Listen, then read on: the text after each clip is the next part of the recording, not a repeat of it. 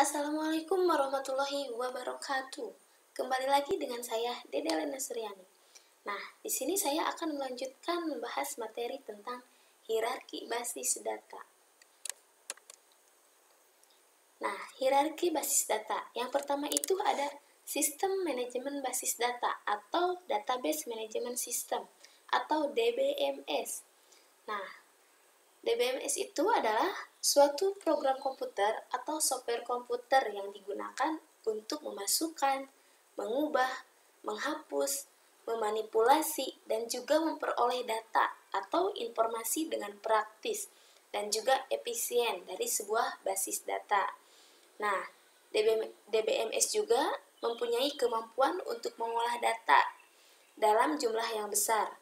Selain itu, DBMS juga mampu untuk melakukan manipulasi data dengan mudah dan cepat.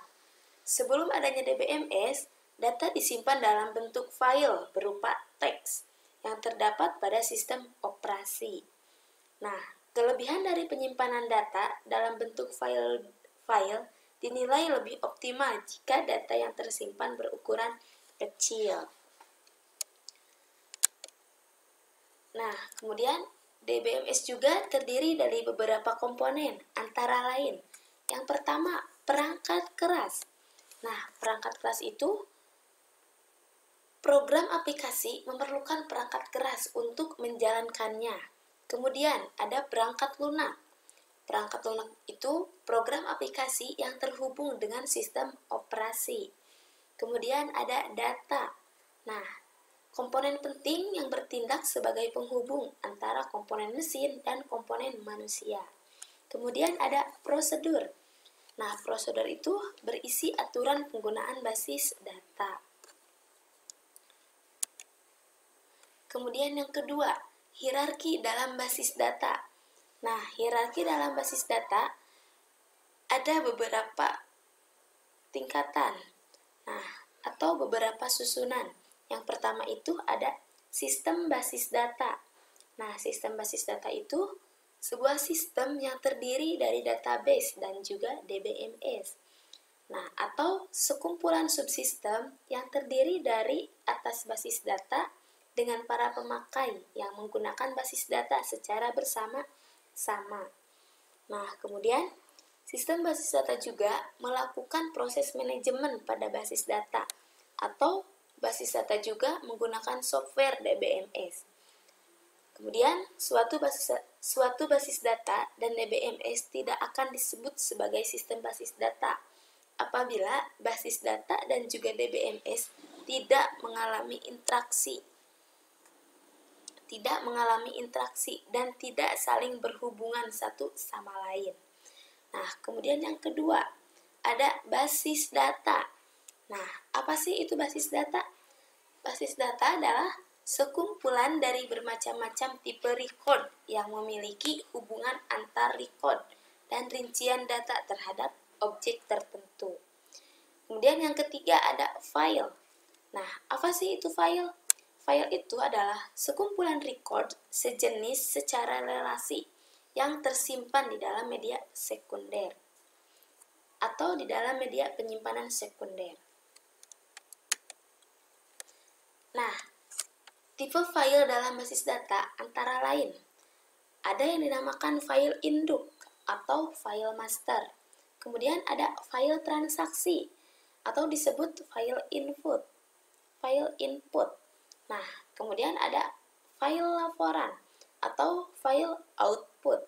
Kemudian ada file arsip dan file pelindung atau disebut juga backup file. Nah, selanjutnya hierarki dalam basis data itu ada yang dinamakan record atau baris. Nah, apa sih itu record?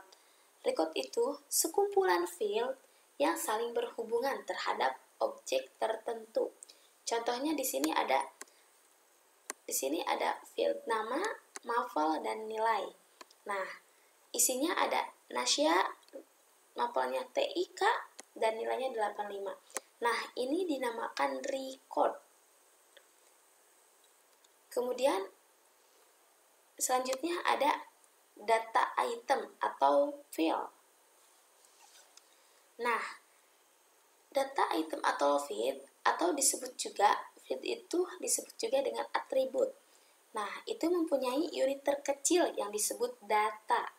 Nah, field adalah sekumpulan byte yang memiliki makna. Sama halnya dengan record. Field juga terbagi menjadi dua, yaitu fixed length field dan variable length field. Nah, data item atau field juga contohnya seperti ini. Nah, ada field nama, kemudian field mapel, dan field nilai. Itu dinamakan field. Kemudian selanjutnya ada byte. Nah, apa sih itu byte? Sekumpulan bit yang secara konvensional terdiri atas kombinasi 8 bit biner yang menyatakan sebuah karakter dalam memori. Nah, 1 bit itu sama dengan 1 karakter. Kemudian, selanjutnya ada bit. Nah, apa itu bit? Bit itu sistem biner yang terdiri dari 2 macam, yaitu atau yang terdiri dari 2 macam nilai, yaitu 0 dan 1. Nah, sistem biner juga sebagai dasar yang dapat digunakan untuk komunikasi antara manusia dan mesin. Nah, komputer adalah benda mati yang berupa komponen elektronik dan hanya dapat membedakan 2 macam keadaan, yakni keadaan ada tegangan dan keadaan tidak ada tegangan yang masuk ke rangkaian tersebut. Nah, 2 keadaan tersebut dinyatakan dengan true dan false, atau ya dan tidak, atau juga 0 dan 1. Nah, itu dinamakan dengan bit. Kemudian selanjutnya ada data aggregate. Nah, apa sih itu? Itu kumpulan data item atau field dengan ciri-ciri tertentu dan diberi nama. Misalnya, tempat tanggal lahir terdiri atas tempat lahir dan tanggal lahir. Nah, itu untuk susunan hierarki dalam basis data.